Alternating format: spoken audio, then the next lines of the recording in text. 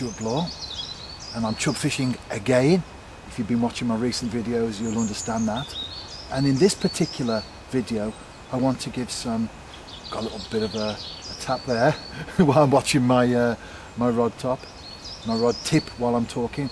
And in this particular video, I want to maybe give a few pointers, maybe tips even if you want to call them that, on actually doing videos on YouTube. And the first one is what I've already implied really by saying I'm chub fishing again.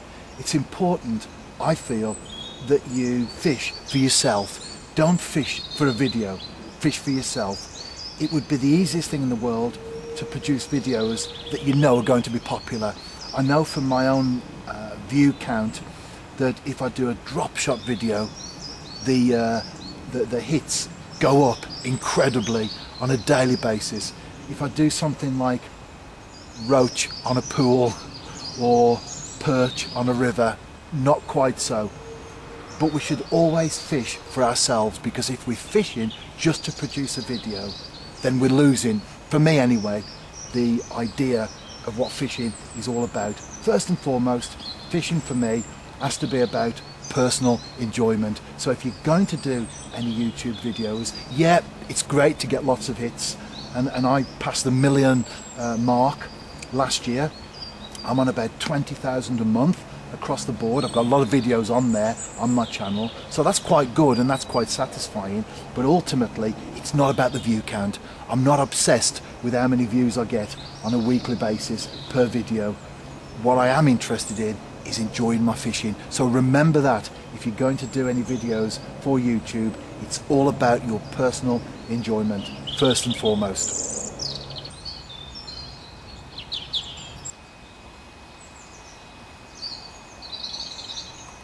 Well, that was something. 3 foxes just came past me in broad daylight along the towpath. 2 of them went past before they realised I was here. The third one backed off into the hedgerow, and I managed to get that brief clip. That's a great thing for me about fishing, because I love wildlife, British wildlife, and the great thing for me about fishing is it puts you right there in the middle of nature and sitting nice and quiet. You never know, dear, what can turn up. Sometimes I go home and my wife always asks me, did you catch anything? And usually I do, sometimes I don't, but always I'm able to say I had a brilliant time, because I may have blanked, but I saw a weasel, I saw a stoat, I saw some bird or some tree or flower or something like that that really makes my day. So for me, the whole package of fishing is more than just putting your bait in the water. It's actually about being there and being at one with nature. I love it.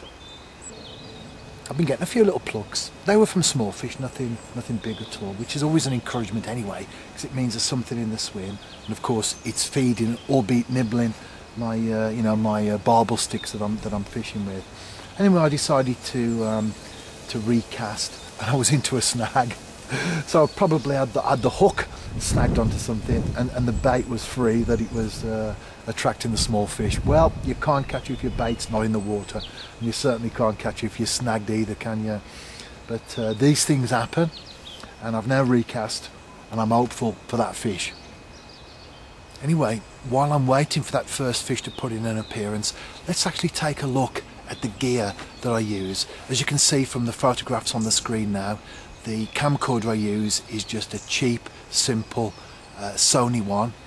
I always go for the cheapest that I can get hold of. I'm not bothered about all the fancy gear. The only thing that I am interested in, and I think is important if you are an angler, is to get one with a built-in light.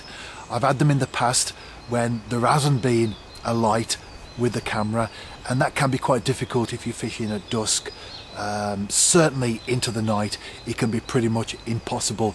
You end up taping a torch to the top of the camcorder or something if you want to get certain pictures and certain images captured. So get one with a light, but just a simple camcorder. That's what I use, and as you can see from mine, it's been well used.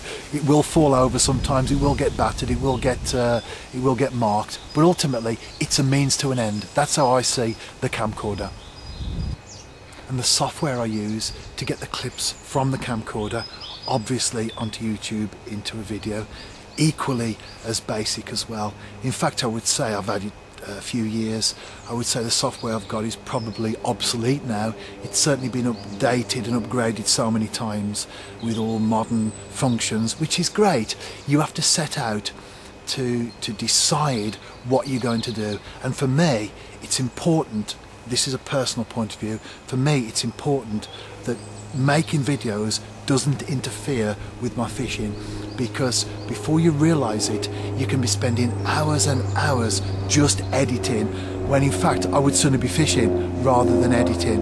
And I know from having done a few television quality videos over the years that there's a lot of time goes into the filming. So you might see a 30-minute program and it's taken 1 or sometimes 2 days to put together.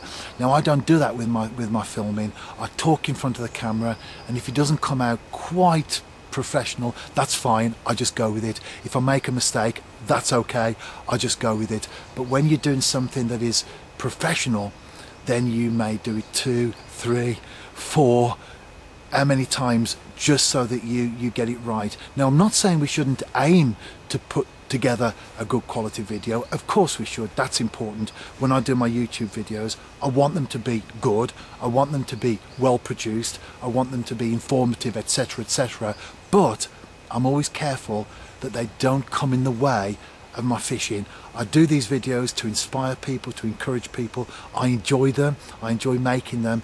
If it ever becomes a burden, then we've really overstepped the mark.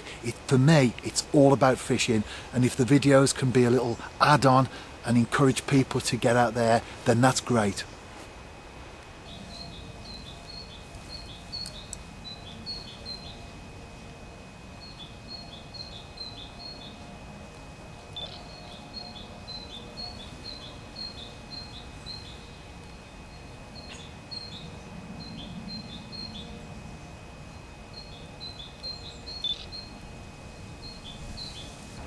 What you saw there on that clip, I was dipping my barbel sticks into the glug. I've been involved with SBS now for about 4 years, I would guess, and I write a monthly blog for them, which appears on the homepage of the SBS website. And so if you read this month's, then you'll see one of those photographs appearing along with my blog there. I think back to the camcorder issue. If you're doing videos, it's good to put a little bit of variety in as well. So something like that even, and a little bit of an explanation of what it's all about, can give a little bit of added interest to our videos. That's what it's all about, isn't it? It's about fishing first and foremost. But if we can make them interesting and bring something extra into them, then of course do that. And I put a lot of bird clips in mine, nature clips in general, flowers, trees, the whole lot. It's about making them interesting. Mind you, the most interesting thing we can do and put into the videos is actually catch a fish, and I'm struggling on that front today. And again, leading on to a few pointers and a few tips about videos. Be honest, I think that's important. If we're trying to portray ourselves as expert anglers who catch £6 chub every cast, £4 perch every cast, £30 carp every cast, then of course we're not only fooling ourselves, we're trying to fool other people, aren't we? And people aren't fooled that easily. I think honesty is really important, and when we struggle, like I am today, like I have been for a week or so on the canal, it's good to communicate that, because it shows that not only are we being honest, but also we're being realistic as well, and we're not trying to make out that we're something that we're not, because all anglers, it doesn't matter who we are, who they are, will have difficult times because we're up against the conditions. If it was just about us and our experience was all that mattered, then yes, we might catch good fish every single time we go out, but it's not, because the conditions dictate how things will go. The fish call the shots, not the angler. And so being honest and portraying those things in YouTube videos, for me, that's a big plus factor.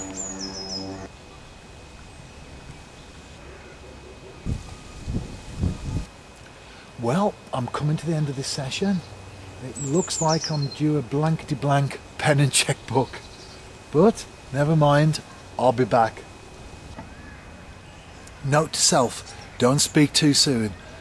I had a few taps on the rod, I was leaving that till last. I'd put the camcorder away, I've had to get it back out, and after several moments I decided to reel in, and this is what I got. It's not a setup, as you can see. I've got a roach there that has fairly and squarely been hooked. Now there's no way that a fish that size could take a bait like that. So what has happened really is it's been messing around, it's been plucking at the bait, and somehow it's got itself hooked. But it's a fish, so we can send that checkbook and pen back for today anyway.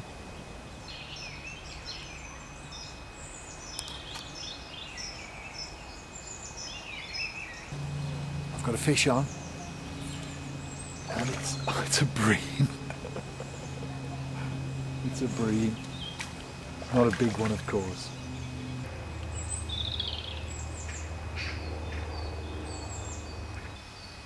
Well, at least I've avoided another blank, haven't I? Albeit with a fish that's not my chosen species. I'm fishing slightly different on this session. I've got a size 4 hook and a big chunk of bread. And I've been here about 3 hours so far, and I've been getting loads of little plucks. In fact, every single cast, fishing over ground bait, and I'm putting some freebies out as well, some little pieces of bread that I'm rolling up into a ball and throwing out.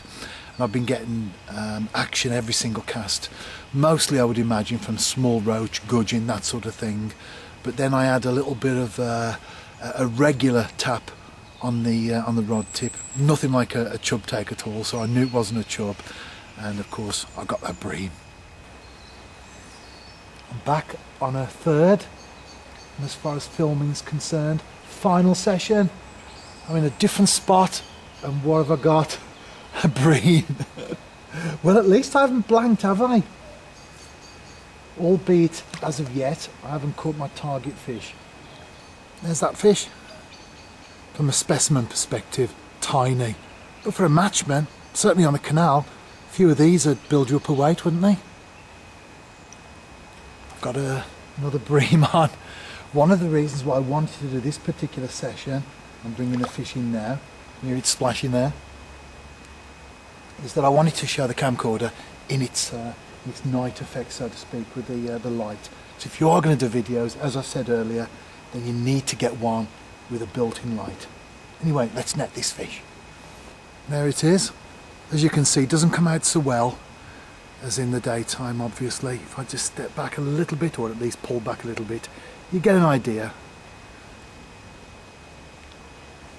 Anyway, let's get this one back. Another one. Hear the splashing again. It's a bream. I thought it might have been a chub at first, but no, it was a bream. I'm not even going to bother getting the net on this one. I'm going to lift it out by hand, and there it is.